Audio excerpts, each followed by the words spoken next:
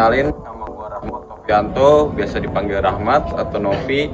Gue lahir di Jakarta 23 November 2000. Status gue sekarang masih sebagai mahasiswa aktif di Universitas Bakri, Prodi Ilmu Komunikasi, angkatan 2020. Untuk kesibukan gue yang sekarang, paling gue cuman kuliah sama dengerin musik. Sekali-kali kalau ada waktu senggang, gue ikut festival atau gigs-gigs kecil lah untuk sekarang-sekarang ini. Buat masa kecil gue, gue terlahir secara prematur. Gue anak kedua dari 3 bersaudara. Gue dibesarkan di Jakarta dan tentunya gue tinggal sama keluarga gue, sama mama bapak gue, sama adik gue semuanya. Itu aja sih. Buat masa SD ya, masa SD gue sih sebenarnya bukan nggak ada apa-apa ya, karena emang guanya orangnya tertutup.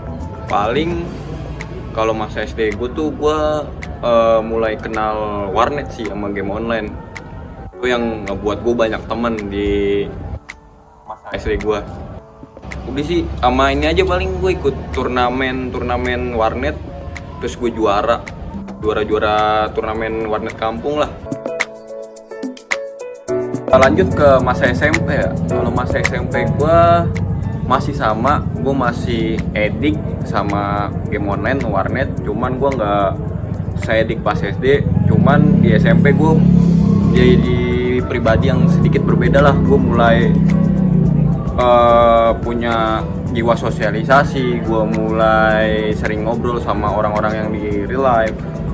Dan gue jadi mengurangi edik gue yang di SD itu yang main warnet itu. Paling itu aja sih. Nih masa SMA ini gue udah ninggalin nih main warnet ini nih. Edik main warnet ini udah gue tinggalin. Karena menurut gue udah buang-buang waktu aja, mau buang duit.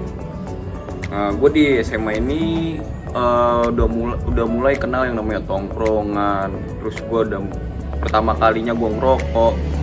Dan dunia yang kagak bener lah. Bukan gak bener sih, namanya juga anak muda nyoba-nyoba. Lanjut ke kuliah ya.